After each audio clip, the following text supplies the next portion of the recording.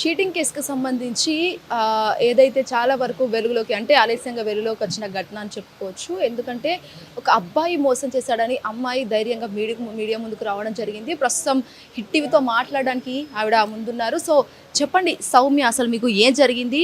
అసలు ఓవరాల్‌గా ఏంటి అసలు? పెళ్లి చేసుకుంటా అని చెప్పేసి స్టార్టింగ్ ఎట్లా పరిచయం అంటే జాబ్ పర్పస్లో పరిచయం అబ్బాయి. ఆన్లైన్ త్రూ నా జాబ్ ప్రొఫైల్ తనకి వెళ్ళింది. మంచిగా ఇద్దరు అంటే మాట్లాడుకున్నాం, జాబ్ గురించి కూడా మాట్లాడేవాడు కొంతవరకే. దాని తర్వాత ఇట్లా మీ సైడ్ మాకు చుట్టాలు ఉన్నారు అది ఇది అని చెప్పేసి మాట్లాడించడం. దాని తర్వాత మేము రిలేషన్లో ఎంటర్ అయ్యామన్నమాట. ఇద్దరము ఒక ఏజ్లో ఉన్నాము, రిలేషన్లో ఎంటర్ అయ్యాం. ఫిజికల్ అటాచ్మెంట్ కూడా అయింది తనతోటి నాకు. అంటే ఫస్ట్ టైం ఫోర్సబుల్గానే అయింది. దాని తర్వాత నేను కూడా ఇంకా రిలేషన్లో ఉన్నాం, ఎట్లాగో పెళ్లి చేసుకుంటాం కదా అని అగ్రి చేయాల్సి వచ్చింది. ఇద్దరి ఇష్టంతోనే జరిగిందా? నాది first force ma'am, force first. దాని తర్వాత ఇంకా ఆ అబ్బాయికి నిజం చెప్పాలంటే నా పరిచయం కంటే ముందు రాడ్ ఉంది కాల్లో. అది కూడా నాకు రిలేషన్ అయ్యాక చెప్పాడు, ఫిజికల్ అటాచ్మెంట్ అయ్యాక చెప్పాడు. ఇంతకుముందు కూడా లవర్స్ ఉండేవాళ్ళంట, అది కూడా నాకు మొత్తం అయ్యాకే చెప్పాడు. రీసెంట్గా ఇంకా చాలా తెలిసాయి కూడా. అబ్బాయి వేరే దగ్గర కర్నూలులో ఆఫీస్ పెట్టుకొని అక్కడ ఏజెంట్స్ అంటే క్లయింట్స్ ఉంటారు కదా, వాళ్ళందరినీ చీట్ చేసి ఇక్కడ హైదరాబాద్కి వచ్చి సెటిల్ అవుదామని చూసాడు అబ్బాయి. ఇక్కడ మణికొండలో జేజీపీ సొల్యూషన్స్ అని మార్కెటింగ్ పెట్టుకున్నాడు. తన పేరేంటి? యాక్చువల్గా తను ఏం వర్క్ చేస్తుంటాడు? అసలు మీకు ఎలా తెలుసు కూడా అంతా కూడా? Vinay Kumar, JGP solution CEO. ఆయన సిఇఓ అంటే చెప్పాడు, బట్ ఎక్కడ కూడా తనకి రిజిస్ట్రేషన్ ఆఫీస్ లేదంట. అంటే ఎంక్వైరీలలో తెలిసింది నాకు రీసెంట్గానే ఎఫ్ఐఆర్ ఫైల్ అయ్యాక. ఇంకోటి ఏంటి అంటే 2023లో నాకు అబార్షన్ కూడా చేయించాడు. పిలిచి తనే పంపించాడు, వేసుకోమని అన్నాడు. వేసుకోకపోతే చచ్చిపోతానన్నాడు. దానివల్ల నేను వేసుకోవాల్సి వచ్చింది అబార్షన్. ఇంకోటి ఏంటి అంటే ఆ అబ్బాయి 2024లో థర్డ్ టైం ఆపరేషన్ చేయించుకున్నాడు కాల్ది. అప్పుడు కూడా నేనే దగ్గర ఉండి చేశాను ఆయనకి. రాడ్డు మళ్ళీ పడింది ఆ అబ్బాయి. సౌమ్య, మీది ఎన్ని years relationship? 6 years relation ma'am. అది ఆపరేషన్ అయిన తర్వాత ఇప్పుడు ఆ అబ్బాయి కాల్ సెట్ అయిపోయి మంచిగా అయిన తర్వాత రీసెంట్గా 10 months నుంచి విజయలక్ష్మి అనే అమ్మాయి పరిచయం ఉంది. ఆ అమ్మాయితో ఎంగేజ్మెంట్ చేసుకున్నాడు March 26కి. సేమ్ క్యాస్ట్ వాళ్ళు. మీరు ఉండగానే ఎంగేజ్మెంట్? నాతో రిలేషన్లో ఉండగానే ఎంగేజ్మెంట్. అంటే చెప్పాడా మీకు ఎంగేజ్మెంట్ చేసి? అసలు చెప్పలేదు. నాకు ఎంగేజ్మెంట్ రోజు ముందు నైట్ కూడా నాతో 10 o'clock వరకు చాట్ చేశాడు వాట్సాప్లో. మీకు ఎవరు చెప్పారు మరి ఎంగేజ్మెంట్ అయింది? ఆ అమ్మాయి వాళ్ళ సైడు. నాకు ఈ అమ్మాయి మీద కొన్ని డేస్ నుంచి డౌట్ అనమాట. ఎందుకంటే ఎవరితో అమ్మాయితో మాట్లాడుతున్న డౌట్ ఉంది నాకు, కానీ పర్టికులర్గా ఈమె అని తెలియదు. అయితే కొన్ని మనకి ఇన్స్టాలో నార్మల్గా కామన్ ఫ్రెండ్స్ వస్తారు కదా, అట్లా ఒక అమ్మాయి ద్వారా, ఆ అమ్మాయిది పబ్లిక్ అకౌంట్ ఉంది, వాళ్ళ ఫ్రెండ్ది. ఆ అమ్మాయి స్టోరీ చూడగానే వీళ్ళ ఇద్దరిది ఎంగేజ్మెంట్ ఫోటో మార్నింగ్ చూసి వాళ్ళ అమ్మకి కాల్ చేశా. ఈ అబ్బాయి కాల్ చేస్తే లిఫ్ట్ చేయలేదు. వాళ్ళ అమ్మకి కాల్ చేసి ఇది నాకు మీ అబ్బాయికి మధ్య జరిగింది అని చెప్పేసి మొత్తం చెప్పినా కూడా వాళ్ళ అమ్మాయి నువ్వు చచ్చిపో, నీకు మా అబ్బాయికి ఏం సంబంధం లేదని అనింది వాళ్ళ మమ్మీ. మీది మాది ఒక క్యాస్ట్ కాదు చేయడానికి, నువ్వేమన్నా చేసుకో, ఎక్కడికన్నా వెళ్ళు అని అన్నది. నేను కేసు వేసాను. కేసు వేసినా కూడా ఇప్పుడు అబ్బాయి బయటకు వస్తాడు. బయటకు వచ్చాక ఇలా ఇంకొక అమ్మాయికి చేయడానికి గ్యారంటీ ఏముంది? ఎందుకంటే బుద్ధి మారదు. ఒకసారి నువ్వు ఆల్రెడీ నాకంటే ముందు ఇద్దరిని లవ్ చేసావు, నన్ను 6 years లవ్ చేసావు, నా తర్వాత ఇంకెంతమందిని చేస్తావు అనేది గ్యారంటీ ఉందా? రేపు పెళ్లి చేసుకున్న అమ్మాయికి కూడా నువ్వు గ్యారంటీ ఇవ్వలేవు. ఈవెన్ బయటకు వచ్చిన తర్వాత నన్ను అసలు ఉంచుతాడో లేదో కూడా గ్యారంటీ లేదు. నన్ను చంపే రకం ఆ అబ్బాయి. అంటే ఇంత పెట్టుకున్నాక చంపడా? అలా కూడా చేస్తారు. రిలేషన్షిప్ అంటే అబ్బాయి కూడా అసలు అమ్మాయి వదిలేకలేని సిచ్యువేషన్, అలాంటిది 6 years రిలేషన్షిప్ వదిలేసి ఇప్పుడు అమ్మాయి దగ్గరికి వెళ్ళడానికి రీజన్స్ ఏమై ఉంటాయి? నన్ను మాత్రం లావుగా అమ్మని, బాడీ షేమింగ్ బాగా చేసేవాడు. లావుగా గమ్మనేటోడు, చాలా లావుగా గమ్మనేటోడు. అసలు ఎట్లా అంటే నాకు లావుగుంటేనే ఇష్టం, నేను లావుగుంటేనే నాకు నచ్చుతుంది, అమ్మాయిలు లావుగా ఉండాలి ఇట్లా అనేవాడు. బాడీ షేమింగ్ ఎందుకు చేసేవాడో నాకు తెలియదు. మరి స్టార్టింగ్లో కూడా నేను ఇట్లానే ఉన్నా. ఇట్లా కాకుండా లావుగా అన్నట్టు కూడా నేను ఏం లేను. స్టార్టింగ్ నుంచి నేను ఇంతే. నన్ను ఫస్ట్ నుంచి చూసాడు. మళ్ళీ ఆన్లైన్లో చూసి కూడా ఇష్టపడ్డాడు నా ఫోటో. ఇంకా డైరెక్ట్ వచ్చిన తర్వాత ఇట్లాగా అట్లాగా అంటే నేను ఎలా అవుతా? ఇప్పుడు పరిచయం ఉన్న అమ్మాయితో కూడా ఏ రిలేషన్ నాకు తెలియదు, బట్ 10 months నుంచి పరిచయం అంట ఆ అమ్మాయి కూడా. ఇప్పుడు ఎంగేజ్మెంట్ చేసుకున్నాం. లవ్ మ్యారేజ్, ఇప్పుడు కూడా లవ్ మ్యారేజ్ అని అనుకుంటున్నా. అదేం పెద్దలు చూసిన సంబంధం కాదు. ఇంకోటి ఏంటంటే వీళ్ళ మామయ్య పాస్టర్ కమ్ పోలీసు. అట్లా కూడా నన్ను బెదిరించారు.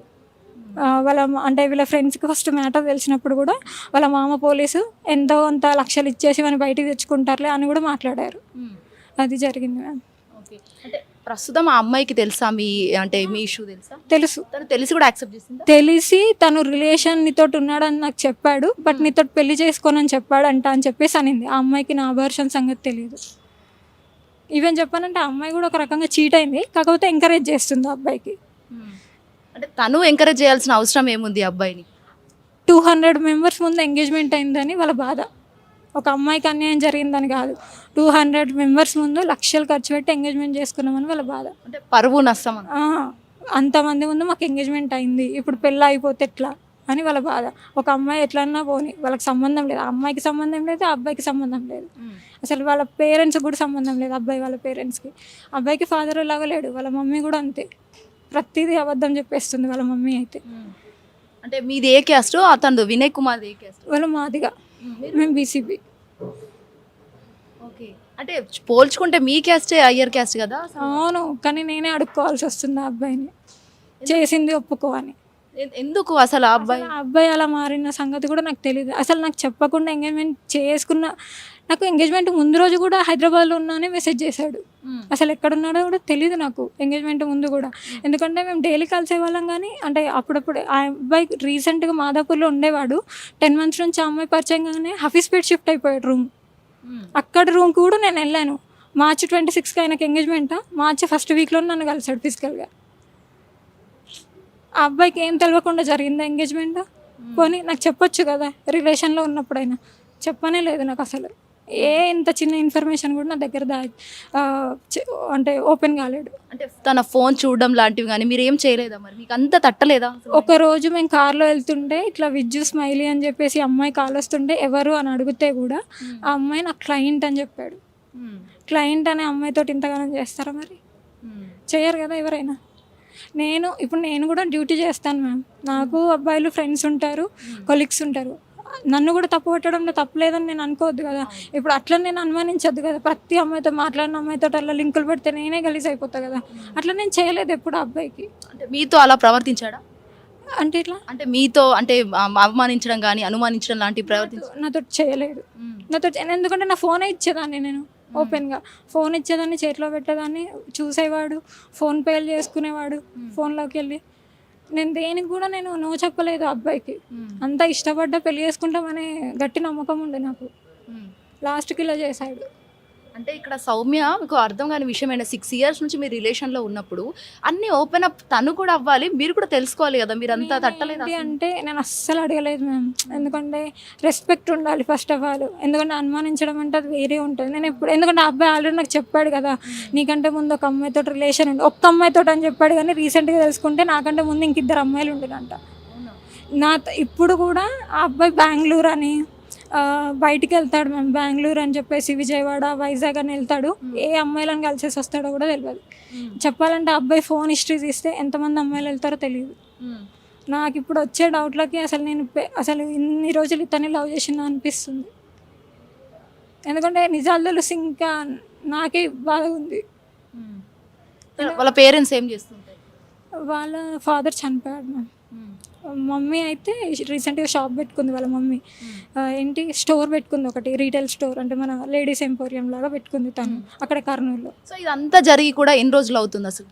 ఇది ఇప్పుడు అంటే ఎంగేజ్మెంట్ అవ్వడం, మీతో బ్రేకప్ రిలేషన్ అవ్వడం, ఇదంతా అసలు చెప్పలేదు మ్యామ్. తను బ్రేకప్ చెప్పకుండానే నన్ను మెయింటైన్ చేద్దాం అనుకున్నాడు, అటు పెళ్లి చేసుకున్న అమ్మాయిని మెయింటైన్ చేద్దాం అనుకున్నాడు. బ్రేకప్ చెప్తే పోనీ బ్రేకప్ అయింది మా ఇద్దరికి అని నేను కూడా సైడ్ అయిపోయేదాన్ని, కానీ బ్రేకప్పే చెప్పలేదు. ఎందుకంటే నేను వదిలేయా అని తెలుసు తనకి. అది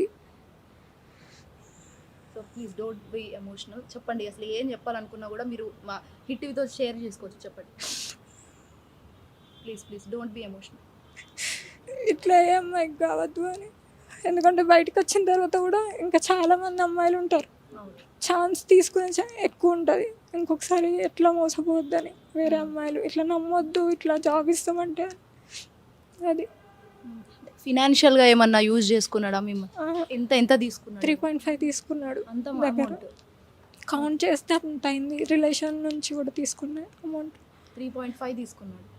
అంటే రీసెంట్గానే కేసు అవ్వడం వల్ల కౌంట్ చేయాల్సి వచ్చింది అమౌంట్ కూడా. అంటే చేశారా? ఎఫ్ఐఆర్ చేశారా? ఎఫ్ఐఆర్ మాదాపూర్లో అయింది. పోలీసులు ఏమన్నారు మరి? రిమాండ్ చేశారు అబ్బాయిని. అంటే వాళ్ళ ఊరికి తప్పించుకొని వెళ్ళిపోయాడు. నిజం చెప్పాలంటే ఇట్లా నేను అన్ని కేసెస్ అవన్నీ తిరుగుతున్నా. ఎర్రవల్లి నుంచి మార్నింగ్ టైంలోనే తీసుకొని వచ్చారు పోలీస్ వాళ్ళు, రిమాండ్ చేశారు. ఇప్పుడు కంది జైల్లో ఉన్నాడు అని అంటున్నారు, బట్ బయటికి వచ్చాడో ఉన్నాడు అనేది తెలియదు నాకు. అంటే సో మీరు ఇప్పుడు ఏం కావాలనుకొని మీరు మీడియా ముందుకు రావడం జరిగింది, ఈరోజు మీకు అసలు ఏం కావాలి? బయటికి వచ్చాక ఇంకొక అమ్మాయిని చేయొద్దు, ఇంకొక అమ్మాయి అంటేనే భయపడాలి, అట్లా అది నాకు కావాల్సింది. ఎందుకంటే కామన్గా చేస్తారు, ఎందుకంటే కేసే కదా అని అనుకుంటారు, బట్ ఇట్లాంటిది ఇంకొక అమ్మాయి దగ్గర దాకా పోవద్దు. అందుకని వాడే ఖచ్చితంగా ఇట్లాంటి చేసే అవకాశాలు కూడా ఉంటాయి ఎక్కువ. Okay, so finally Soumya mummy daddy ఉన్నారా మీకు? ఏం అసలు వాళ్ళకి ఎప్పుడైనా రీగ్రెట్గా ఫీల్ అయ్యారా, నేను ఇది చేసి అసలు మమ్మీ డాడీతో చెప్పుకోలేక అని సంథింగ్? నేను ఇప్పటికీ అదే ఫీల్ అవుతా.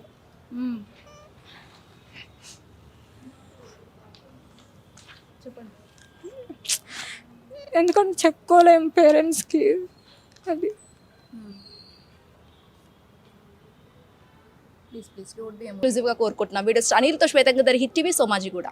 హిట్ టీవీ యాప్, ఇందులో short news, live news, entertainment shows, movies, digital magazines తో పాటు మీ జిల్లా వార్తలను కూడా ఫ్రీగా చూడొచ్చు.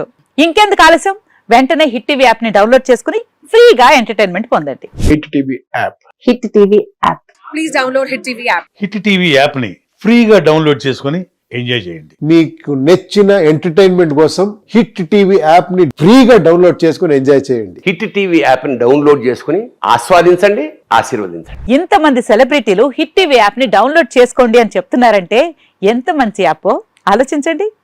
అమెరికా అమెరికా అమెరికా అమెరికాలో చదవాలనుకునే వాళ్ళకి విశ్వసనీయమైన పేరు మన శౌర్య కన్సల్టెన్సీ. UK లో 1 year masters. UK లో 1 year masters. 2 years work permit up to 5 years visa. Contact Saurya Consultancy. Contact 89851 89851.